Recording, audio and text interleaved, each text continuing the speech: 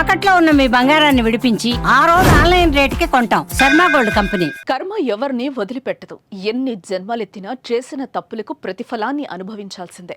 పక్కవారిని నాశనం చేస్తే వడ్డీతో సహా ఏదో ఒక రోజు తిరిగి వచ్చేస్తుంది.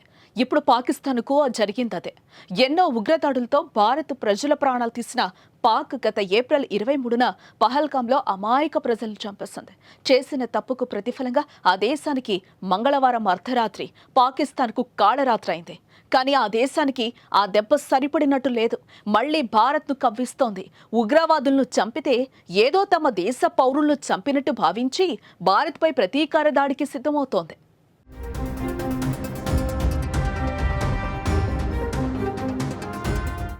ఇండియాపై దాడి చేసేందుకు సైన్యానికి పాక్ ప్రధాని గ్రీన్ సిగ్నల్ ఇచ్చారు. దీంతో ఏ క్షణమైనా పాక్ అటాక్ చేసే అవకాశం ఉంది. ఇప్పటికే జమ్మూ కాశ్మీర్లో ప్రజల ఇళ్లపై కాల్పులు జరిపి 10 మంది ప్రజల ప్రాణాలు తీసింది. ఇప్పుడు పెద్ద ఎత్తున దాడి చేసేందుకు సన్నద్ధమవుతోంది. ప్రతీకార దాడికి సిద్ధమవుతుందనే వార్తల నేపథ్యంలో కేంద్రం అప్రమత్తమైంది. పారామిలిటరీ బలగాలకు అమిత్ షా కీలక ఆదేశాలు జారీ చేశారు. సెలవుల్లో ఉన్న సిబ్బంది వెంటనే వెనక్కు రావాలని ఆర్డర్ వేశారు. అదేవిధంగా 10 రాష్ట్రాల సీఎంలతో అత్యవసర సమావేశం నిర్వహించి తాజా పరిణామాలపై చర్చించారు.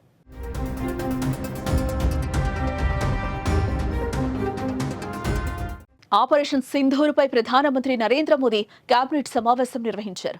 పాకిస్తాన్ లోపలకు చొచ్చుకెళ్లి పంజాబ్ ప్రావిన్స్లో 4 చోట్ల, పాక్ ఆక్రమిత కశ్మీర్లో 5 చోట్ల సాయుధ బలగాలు దాడులు జరిపిన తీరును ఆయన మంత్రిమండలికి వివరించారు. పంజాబ్ ప్రావిన్స్లో 4 చోట్ల, పాక్ ఆక్రమిత కశ్మీర్లో 5 చోట్ల సాయుధ బలగాలు దాడులు జరపడం ఇది మనమంతా గర్వించదగిన సమయమని అభివర్ణించారు. సాయుధ బలగాలు ఖచ్చితమైన లక్ష్యాలపై దాడులు జరిపారంటూ ప్రశంసించారు.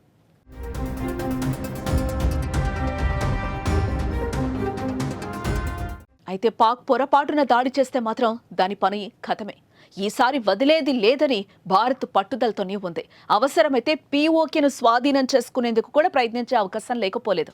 భారత్ త్రివిధ దళాలు, శక్తివంతమైన ఆయుధాలు కాచు కూర్చొనున్నాయి. తేడా వస్తే ప్రపంచ పటంలో పాకిస్తాన్ మ్యాప్ కూడా లేకుండా చేసే దమ్ము భారత్ వద్దుంది. అయితే పాక్ చర్యపై మన యాక్షన్ ఉండనుంది.